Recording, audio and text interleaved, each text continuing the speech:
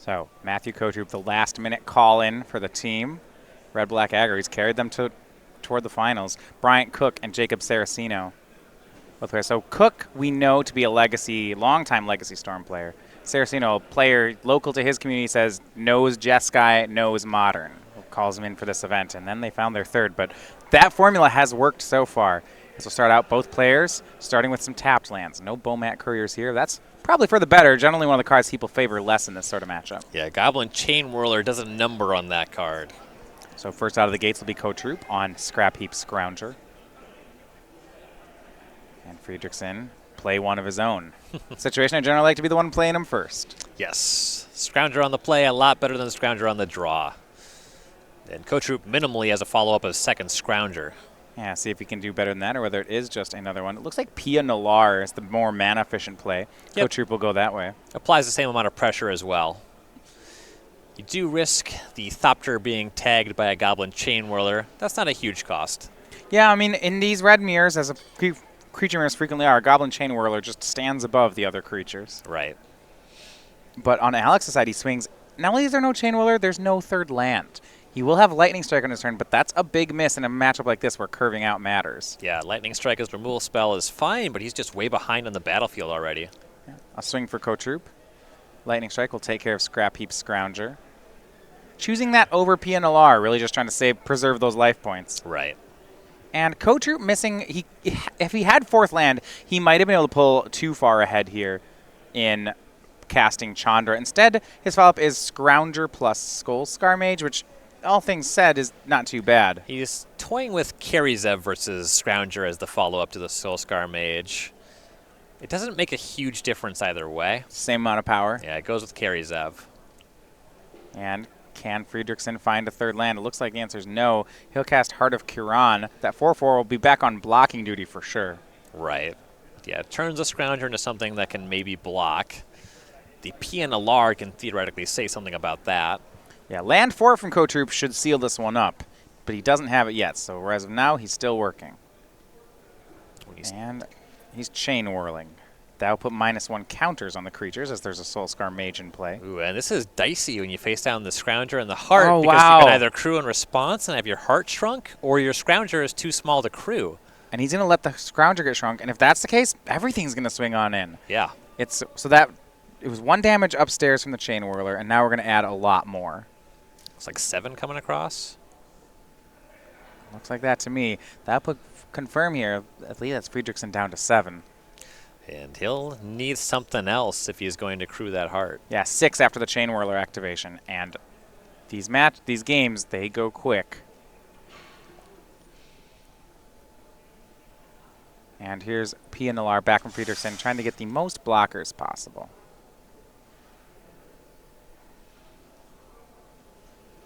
That is a good one.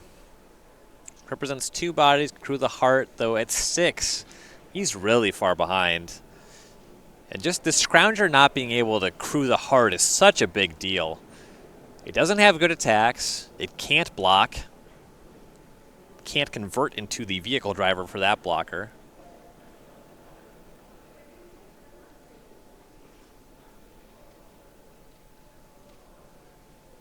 And go back over to Cotrupe. He just needs to find 6 more damage. We will see Scrap Heap Scrounger from him. That's something he can sacrifice to PNLR, as here comes the whole team. Ragavan in as well. And there's no reason to do that before you see the Heart crewed. Right. As the creature you target just goes over. So, Cruise, Cotrupe says, okay, sacrifice Scrounger. Heart can't block. So Friedrichson has 1 blocker. That's not enough. He's going to pick up the cards, and Matthew Cotrupe going to take game 1. Yeah, Friedrichson had some issues with the mana. Cotrupe was on the play. Was able to leverage those advantages very effectively. Yeah, there's not a lot of room for error in these matchups. Now, when you go to the sideboards, players do actually get more room for error because they will tend to slow down their strategy. Looking at this, it's going to be similar things on both sides. Both players with 4 duresses, some Magma Sprays, Chandra's defeats. On Friedrichson's side, he has Rekindling Phoenix, 1, and this is the first 2 copies, none of them in the main. Doomfall, Unlicensed, Glorybringer, Abrade. Cotrupe's side, Bloodfast, Harvester, Karn, Doomfall, Banefire, Contempt. The Banefire, I think, is the one card you mentioned that I'm not interested in this matchup. It's not very mana efficient. Right. Not mana efficient. It mostly is for those matchups where your opponent's going to cast Settle the Wreckage. I am a little intrigued by Argo's Bloodfast. I don't think it quite plays here. So I guess that was another one that you mentioned where it's mana inefficient. You're not great at leveraging Alkazats. That tends to play best in decks that have the Scarab God. Right. And you're generally going to want this against opponents that just aren't pressuring your life total. If you do want it, it's definitely worse on the draw. I'd be a little surprised to see that one. So both players, they want the Chandra's Defeat. They want all the Magma Sprays? Some number. The answer Scrounger very effectively. Probably all of them. Yeah. Are players keeping in their Scroungers here? I would assume definitely the player on the play. Okay. No question about that. Now, what about our bigger threats? So we're looking at Karn and Karn on Cotrupe's side. Friedrichson, we're looking at these Rekindling Phoenixes. I generally like the 4s in the matchup. I'm a bit concerned as to how many of them you can play. I like Rekindling Phoenix quite a lot. You force your opponents to have 2 points of interaction for it. It tends to be a great blocker or attacker, no matter what role you're on. Spending 4 mana for that usually pays off. Karn is not as good. I think that's another card that mostly is going to play against decks that are a little bit slower, the blue-white, the blue-black decks. Yeah, based on this, Friedrichson actually just looks like he's a lot better prepared for this mirror match. An extra Magma Spray. He has Glorybringer 2 Phoenix, Doomfall, all fine. Like Glorybringer 2 Phoenix as additional high-end threats. I don't really like any of Cotrupe's high-end threats here. He gets of Vraska's Contempt, but that's not as much as Alex is getting. Right. The Contempt can also be difficult to cast. You see here you have 11 black sources in the deck, and that's counting two Spire of Industries. Yeah, the double black is rough. I mean, I guess that's why we're only seeing 1 Contempt here, as opposed to sometimes you'll see red-black decks. The truly mid-range takes, the no Bomat Courier versions, you'll see more. Right. Interesting thing about the matchup is these decks, they have some number of small creatures, and they're boarding in some more heavy stuff, but the textures of the sideboard game can still amount to a player just getting ahead on the battlefield. You know, certainly this game is much like Game 1. Friedrichson missed his 3rd land drop. That was kind of the whole game. So you have these 4-mana spells, the way they interact, it matters in a lot of the games, but it doesn't come up in all of them. And sometimes just getting aggressive, being on the board faster, can convert to game wins. Yeah. Generally, both players will board out their couriers here. I believe that so you have 4 couriers on both sides. They're not great. Chain Whirler, this is the matchup where they're bad. All 4 should be out. Now, with all of them out, the Magma Sprays, their big hits, I guess they are Scroungers, maybe a Soulscar Mage, a Pia Nolar. Yes, Soulscar Mage can be a big deal. Right. Shrinks the larger creatures. It gives you that avenue to actually deal with the Hazoret. Right, which actually only matters one way. Friedrichson has 3 Hazarets. Because Cotrupe's on exactly 1 Hazoret, I feel like his Soulscar, because Cotrupe only has 1 Hazoret, then Friedrichson's Soulscar Mages become less important. Sure. It still is relevant for shrinking armies. Yeah, I think we'll still keep it. We're not going to board them out. But that pressure of, hey, this is my one and only answer to Hazoret, I don't know if Friedrichson will feel that as much. Sure. And you do see red-black lists that tend to be lighter on Hazoret. But still one of the best cards in the format. That's why you see Friedrichson electing to play 3.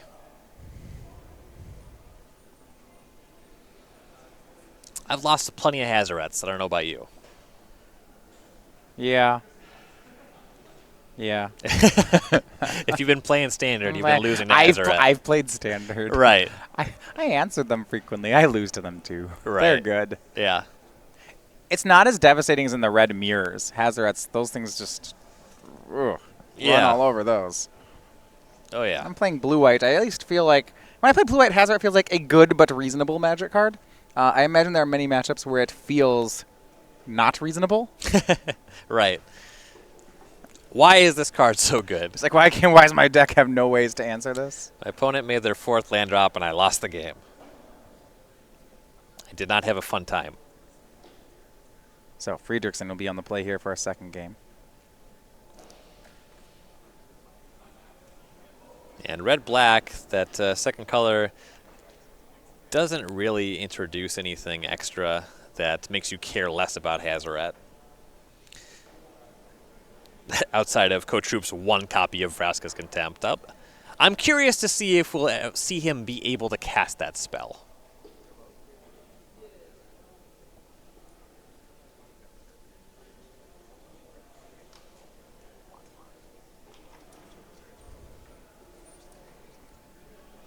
And at the beginning of the tournament, we saw a lot of Grixis decks, some blue-white decks, but in the finals, red-black aggro. Now, the more things change, the more they stay the same. Yeah. We saw a lot of players this weekend really, we'll take two different approaches on Grixis. We had Grixis that was basically blue-black mid-range with Bolas, and then we saw Grixis that was red-black aggro with Bolas. One of the second kind made it to the top 8, and that was it when it came to Nicol Bolas decks. And not just Nicol Bolas. You want to talk about Core Set 2019? None? No, there's one. Okay. Cotrupe's sideboard Banefire. Yeah. Well, to be fair, we're getting at the point right now where Standard is, I think, at its biggest size before sets start falling out of it, which just kind of as a math problem. When your set gets bigger, the new set in Standard is a smaller percentage of your card pool. So as your format grows in size, new sets will affect it less and less. Right. There's some pretty high-powered stuff in Standard right now, too. And despite a handful of cards not being legal anymore. Yeah, well, that's just going to be a thing, because the more sets you add, the bar for new cards to see play raises. Right. I think once we see our rotation, we start losing sets off the back end, so like Kaladesh, Amonkhet, then I think we might see new sets really start to shake things. Yeah, what I was alluding to is just Kaladesh was a very high-powered block. It was. I mean, it's still seeing tons of play here. And remember, this is without the cards from it which were banned. Bomat Courier, Scrap Heap Scrounger, Carry Zev, Pianalar, Unlicensed Disintegration, Chandra Torch of Defiance. There's a lot that this deck is losing from that block. I would play Smuggler's Copter in here if it was legal as well. I would take it under consideration. It would be good in red-black aggro. That's my take. That's a bold statement. Yeah, Aetherworks Marvel, Rogue Refiner, Attune with Aether. I was just going to keep it was a fun game. I wanted to keep it going. The only contestable thing about that statement is the possibility that some other deck just becomes bonkers with Smuggler's Copter. Yeah. If the rule is I have to play this deck and I get to play Smuggler's Copter, yes, absolutely. I can say it to a high degree of certainty. I say, like, this is another deck in which Smuggler's Copter is a good card. Right. Yes. Another result, Bryant Cook on Storm. 1-0 takes the lead over Nathan Robinson. The Goblins, they're doing it. That is an amusing thing about the Empty the Warrens heavy builds of Storm, these Rite of Flame decks, is they less often rely on ad nauseum to go for a win. Okay. And Temur Delver is a deck that taxes your life total. You can still realistically go off for empty on a medium to late turn of the game and still close, just with the cards in your hand. Like 12 Goblins on turn 4, that's frequently good enough. Whereas on turn 4, if your opponent had turn 1 Delver, they connect with that a few times, maybe follow up with a Tarmogoyf.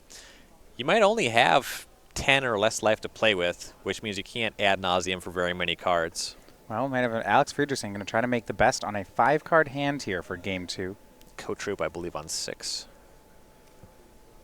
Yeah, so 5 versus a 6, that sort of thing. I mean, this is a more mid-ranging matchup. We'll see our first play is Carry Zev, turn 2 from Cotrupe. Yeah, despite the runway we saw in Game 1, the games can go long. And Friedrichson has at least that 4th mana available. Yeah, before combat, Unlicensed Disintegration will shoot down Carry Zev. Murder. Yeah, fair enough. Here's Scrap Heap Scroungers, a replacement from Cotrupe. Yeah, it's going to take plays a little bit better than that. Yeah, here is Rekindling Phoenix, however, from Friedrichson. So for a Mull to 5 on the play, Friedrichson's making a game of it, just safely is getting to his 4s and 5s. Cotrupe has drawn that sideboard Banefire. Okay, it's been boarded in. It's a good amount of reach. Swing with Scrounger. I can't imagine Friedrichson will trade here. That's just asking here for Phoenix to get the egg to get shot. If you get Chain World in that exchange, you are just really far behind. Looks like Rekindling Phoenix on Cotrupe's side as well. This is interesting. Blocking in this situation is really difficult, because usually you'll lose your Phoenix. Yeah. And Cotrupe is up on cards. Both was on the draw and kept one more card in the opener, which means he's quite likely to be able to deal with the egg if the Phoenix is engaged in combat. Friedrichson, no interest in that kind of exchange, so he goes ahead and plays fifth land, says go. Cotrupe doesn't want the Phoenixes to trade either as he swings Scrounger in. I am concerned if I'm Friedrichson that my opponent just played a Canyon Slough tapped as the fifth land. Yeah, that's a good read. Normally you cycle that here. That can be a glory bringer a lot of the time. Well, it's a something. Right. It's a Banefire. Yeah, we know about the Banefire, but that is unsettling. Sixth land from Friedrichson. At this point, he's just flooding. I don't think there's a reason you'd be... There's nothing you're building up toward. Yeah, there's no Kenras. Earthtaker Kenra not in these red-black builds of the deck. Scrounger keeps on getting in. It's 9 points of damage it's done. All responsible for all the hits on Friedrichson's life total. And now if I'm Friedrichson, I'm actually confused. I guess they saw deckless, so he knows that the Banefire's in the 75. Why did he play something? My opponent didn't cycle Canyon Slough, make their 6th land drop, and cast 0 spells. What is happening? Yeah, where was the Glory Bringer? Where was the... And I think Cotrupe's hand is just removal, Banefire. There might be like a Lightning Strike. He's debating whether or not to Lightning Strike end step. Chandra's defeat. Okay, Chandra's defeat will take care of the Rekindling Phoenix. And he's going to Magma Spray away the egg. And then there's that one card left over. This is lethal. Yeah, 7 plus a Banefire. Friedrichson has to do something here. Swing for 7. We'll see Unlicensed Disintegration on the Phoenix. So Friedrichson goes to 8. Now that is already a Banefire for 5. Yeah, that does most of it. Meanwhile, Friedrichson needs to do something about this egg. If he draws a Chain Whirler, I assume he has to draw it. You know, on his turn, he could have just main phase Disintegration, cast a Chain Whirler if he really wanted to deal with the Phoenix. But if he draws it, that does something for him. But I don't think he can draw anything worse than that. Ooh, land 7 from Cotrupe. Ever closer. Okay, 2 more lands and we got him. Or one more attack, you know. that's the boring way to do it. Here is Glory Bringer from Friedrichson. Attack exerts to kill the egg. Yeah, but unless there's the removal spell, this is going to be the win for Cotrupe. Better have Magma Spray. Be kind of surprised if there was a Magma Spray here, and there's just so much that makes this lethal. This is going to do it. Friedrichson goes to 8, and Banefire seals it off. Can't be countered. Not that it would have been. Cotrupe, 2-0 is your winner. Well, there you have it. The Corset 2019 card, that's the one that sealed it. The call-in. So, Cotrupe, their last-minute call-in, he has done his part. And now it's just one game away. We're going to go over to the legacy table. Bryant Cook shuffling up here for game 2 against Nathan Robinson. Yeah, and their team seems to be pretty advantaged here. Not really clear what could be happening on the middle game. Storm can actually win long games against a deck like Jeskai. Yeah, that one a long game can mean anything here. Right. What we do know for sure is that Bryant Cook is up a game. He's up a game. Both players right now looking at 6 card hands. It is Teamer Delver, first post-board game. Nathan Robinson will be on the play against Bryant Cook. And Teamer wants to mulligan aggressively because you need to have disruption and a threat in the matchup. You really need both of those elements. Once you start mulliganing, you can rest on one of them. Usually you would favor disruption over the threat, if that's the situation. But being on the play is nice. Stifle for a fetch land on early turns can make things really tough for the Storm Pilot. And with both players mulliganing, I think that generally does advantage Delver. Storm is a critical mass deck. Brian showing some savvy here. Turn 1, fetch land, crack it. Don't want to get stifled. Your opponent wrote it on the deck list with 3 exclamation points, so you know it's there. Yeah. And finds Basic Island, which is not indicative of a turn 1 combo. No, more just like, hey, don't waste that or stifle this one, please. Right. Ponder will transform the Delver of Secrets into Insectile Aberration. See Nimble Mongoose in hand for Robinson as well. I like how much pressure he has at this point. This is interesting. Oh, never mind. Cook does have the basic swamp. There's no basic mountain he's able to tutor up, which, you know, basic mountain's not very good. I understand it. So the deck is heavier on red spells. Are you implying there's a hierarchy among Grixis?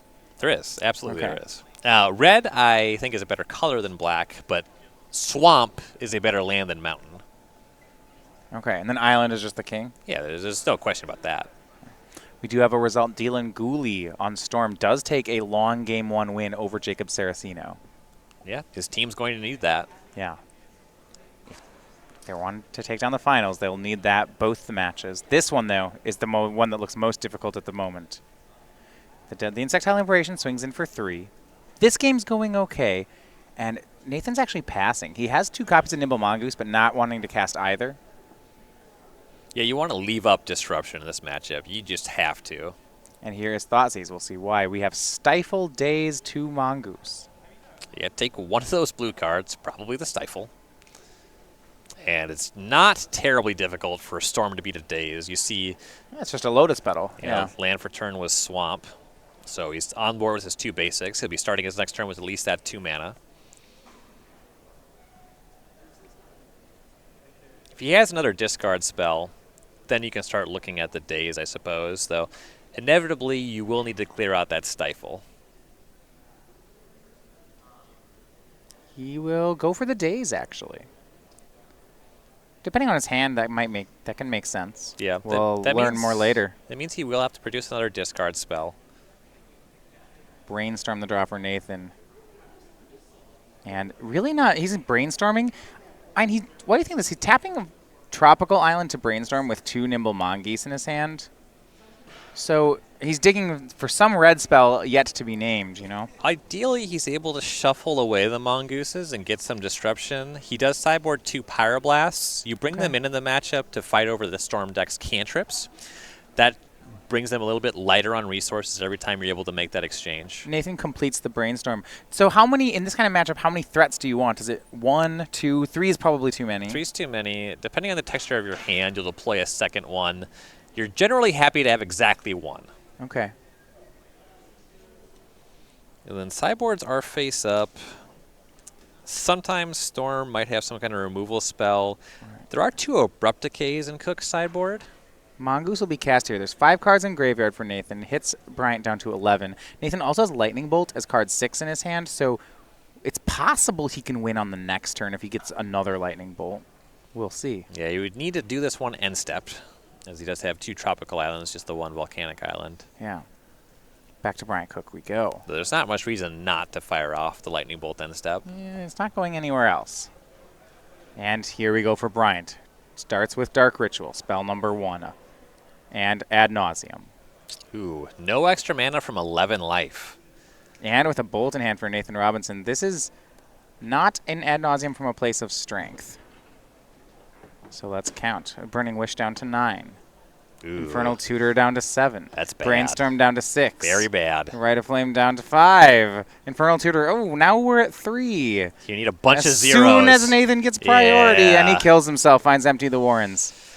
That's not going to do it. And one of the things I do love when you're in this matchup of Team or Delaware, because their pressure comes in the form of incremental damage, it really hurts a card like Ad Nauseam. A lot of times you see Storm versus Burn. Now, Storm's a much more powerful deck than Burn in Legacy, but sometimes you could see Burn steal off a win there because Lava Spiking your Storm player actually makes their Ad Nauseams really bad. Yeah, in fact, when I was playing Storm, my game plan was boarding out Ad Nauseam for a second copy of Tendrils. Yeah, so you just tendrils them for 5. You tendrils them one time to keep yourself alive, and then you try to draw Passion Flames and tendrils them a second time, or just really set up for the natural second tendrils. So right now, Nathan Robinson, they're holding the line here. He gets the win. He's going to have to win another one on the draw and then send it over to teammate Dylan. Right. I know that Caleb Shear, resident Storm specialist, the Storm counter himself, he keeps a blog. Adventuring Gear, I believe, is the title. And I kept up on that a lot when I was trying to play Storm because he has really good insights. I didn't follow the plan, but I respected it where he was boarding out Ad Nauseam entirely against Grixis Delver. Okay. And he was going for that double Tendrils package. He would board in a second copy of Tendrils and just try to set up twice against them or set up a natural Tendrils because he believed he taxed your life total too much. And if Grixis Delver taxed your life total too much, I assume that he has similar thoughts about Teamer Delver. Okay. Yeah, I mean, Temur Delver to me is more aggressive than Grixis Delver. If Grixis is taxing your life, then Temur's definitely doing it. Yeah, they get online quickly with Nimble Mongoose, Delver of Secrets. Be curious to pick his brain about this matchup. It was a deck that kind of faded away, so at the time where I was reading the blog post, there wasn't really much thought given to Temur Delver. Oh, game 3 here. Now, Nathan Robinson's sideboard, there's no... His ways, I think, to get around an empty. He has 1 copy of Rough Tumble. Other than that, there's no Pyroclasms or things like that. Boarding in Rough Tumble is so gross. I get it. You know, you see other decks, they bring in Pyroclasm. We saw Sneak and Show in the hands of Bob Huang. Brought in Pyroclasm to deal with the goblins. You would board it in this matchup, though, right? You almost have to. Yeah, because this deck, this Rite of Flame build, you probably have to. It doesn't feel good. So Brian Cook on the play has kept 7. Nathan down to 6. You really wish you could have something that dealt with empty that was a blue card. Technically, you could put a Is It Staticaster in your sideboard, but that's pretty gross. It costs 3. Your Temur Delver. Your third land drop is almost never what you want to do if you have the choice.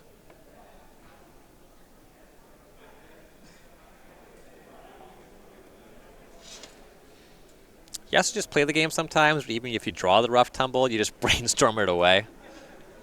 And sometimes they get to untap and empty you.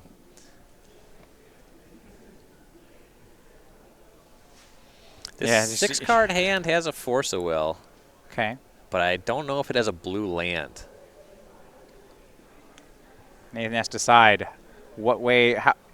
He's going to have to flirt with variance here. Which way does he want to lose? You know, like, do you want to play the can I draw a blue spell, or do you want to play the can I win if I go to 5? He's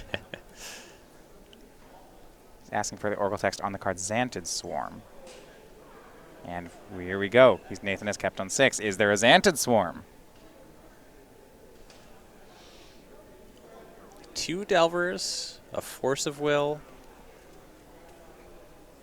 a Surgical Extraction. Okay. Wasteland is the land, and Daze. So that's the 6-card hand for Robinson. Well, this is Xantid Swarm, but Bryant fetched for basic island and is making Ponder, so I don't think we have a Xantid Swarm in the opener. Normally you'll see them jam that on the first turn. Right. And that basic island means that the only land currently available to Robinson does nothing. It's just the Wasteland? Right. Draws Lightning Bolt. Ugh. He scried to the bottom, and now he's got 1 more turn to play the game. Like I said, he got to choose which type of variance he needed to dodge. Right now, it's not going well. Against a deck like Belcher, the Force of Land no action hand makes a good amount of sense. Sure, they just run into it anyway. They spend 5 cards, you get to Force of Will them somewhere on the chain, and then it takes them a long time to reset. Against Storm, not so. They have discard spells. They have ways to continue to play into your interaction and go off through a Force of Will. Now, Bryant will get to see what the mess on the other side. Here's Duress. Delver, Bolt Force, Daze Surgical. If you take the Force of Will, Nathan's hand doesn't play Magic. The Daze doesn't matter. There's nothing meaningful to Surgical just yet. If I'm Robinson, I'm interested in Force of Will pitching a Delver to fight over this Duress to make it look like my hand has a second Force of Will. You just don't want to let him know that things are as bad as they are. Right. Yeah, the Force of Will is the take. Bryant says go. The only card anything can cast now is Surgical Extraction. Does he find a blue source? No, it's Tarmogoyf. This is a funny part of the information game. If Robinson has a land, he just plays it. Right. Because it turns on Daze. If he doesn't have a land, that means that Bryant knows he doesn't have a land and gets to think about what the implications of Robinson drawing another Force of Will are. Bryant a huge favorite now, and and he knows it. Just has to make sure that he can walk this one in right. There's a Surgical Extraction. Just gotta play around it. Yeah. And Surgical, honestly, not very good in the matchup. No. Sometimes you can strand a good one in the graveyard, but it is really tough to execute Surgical against Storm. Land 3. See what point Nathan can draw something. It's a Lightning Bolt.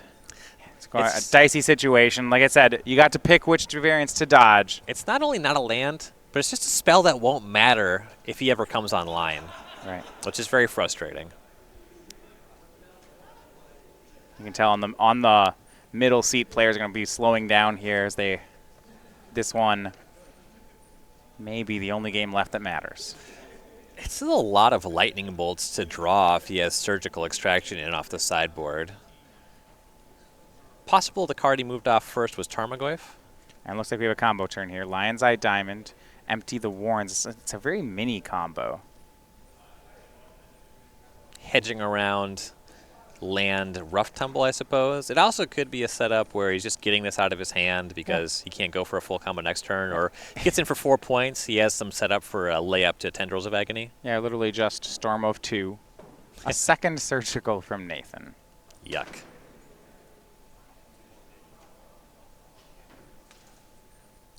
Takes a look at the graveyard. He doesn't have to fire these off yet.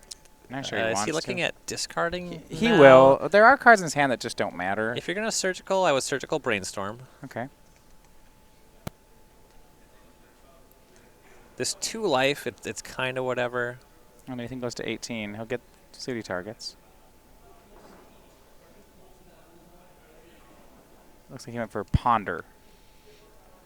Hand is empty, empty Thoughtseize. And this is, I think, some part of the hard part from seeing this on Nathan's side is that, so Nathan kept a hand that was pretty speculative. And Brian's hand was bad. Yeah. It's not going to matter. But no. I mean, but you know, a reasonable teamer draw would have been a favorite against this. He said he drew second surgical, though. He can surgical empty. Okay. And then I would like to do that now. If he draws lands, if he draws Tropical Island or a fetch land for Tropical Island, getting the Tarmogoyf online could swing this game. Right. I mean, he has to, right? I would like to you definitely, I guess you let him draw, maybe. Yeah, you surgical those empties. Yeah, hey, he's not going to draw a 4th empty, right? I don't know. They're probably not. I guess maybe you got to keep one in the sideboard for the burning wishes, you see. Frank gives him a high five. You got him. Swings in for 4. Nathan down to 12. Just Thoughtseize. He'll take a look at the hand from Nathan. Yeah. Tarmogoyf, Daze, Bolt, Delver. Yeah, not close. Take the Tarmogoyf. Yeah, that's the card that would stabilize you here. Right. Now, the combination of all of the other 4 spells, they will trade with the goblins over time. Oh, goodness. Yeah, block, bolt. Thoughtseize isn't breaking that up. Yeah. And there's Volcanic Island. Nathan finally is playing. He's only down to 12. If he transforms the Delver right away, right. He has enough life to not make the block this turn. The 3/2 blocker is real. Yeah, do you want the top card of your deck to be a spell to transform the Delver, or do you want it to be another Volcanic Island? So you can cast cards. I would like it to be a Brainstorm that draws a Volcanic Island. Ooh, that's a nice one. I'd call for that one. A little specific, but we'll go with it. You know, I know what I want. Yeah. He's in a Wasteland, Bryant off of red mana, and go down to 8 on this attack. Because of the cards in his hand, there's no colorless mana symbols in any of the costs. So, and no transform. Okay, it's a fetch land, though. Okay. You can start pointing lightning bolts at these goblins. Good on Bryant for taking that Tarmogoyf, by the way. Yes. Otherwise, Nathan could stabilize here and actually win. Right. He's not out of it. You see Alex Friedrichson behind him looking on. It's grim, but not over. So these options are Delver plus 1 lightning bolt or 2 lightning bolts.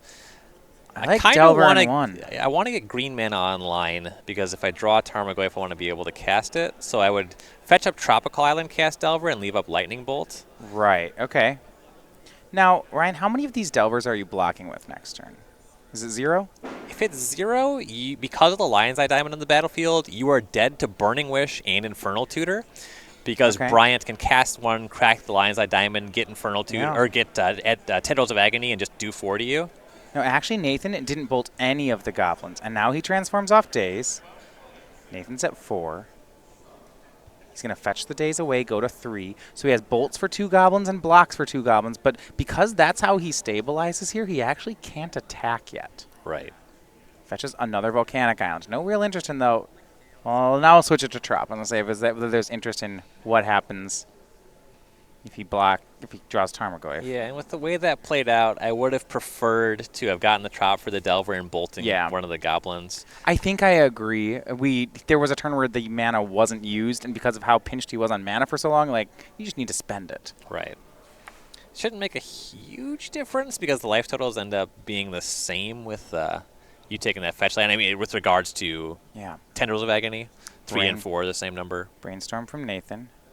Wasteland, Spell Snare, Daze are the 3 pickups. The Spell Snare is good because that turns off Burning Wish and Infernal Tutor as cards that just win the game for Cook.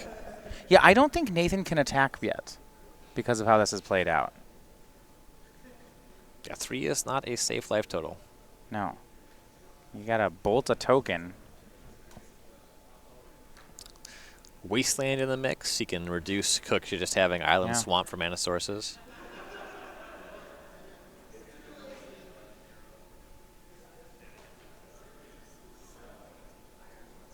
And he'll play the Wasteland. Waste Bryant down to 2 mana. Oh, wait, he's swinging in. Let's confirm our life totals here. He's got Bryant at 6. Yeah, just 1 Lightning Bolt doesn't save him. This can't be right. There's still 4 Goblins. Yeah, we'll get a confirmation here. Here's a swing in with the 4 Goblins. Nathan, it was a miscount. Yeah, he's going to go ahead and extend the hand here. And that's going to do it. Bryant Cook, he's going to win it. And that's going to be the match for the team of Cook, Saracino, and Cotrupe. Yeah, sometimes 4 Goblins gets you there. I don't know what to say. But yeah, those were such weird hands for both players. We saw no blue source hand for Delver. We saw Brian Cook draw 3, empty the Warrens. I think in fairness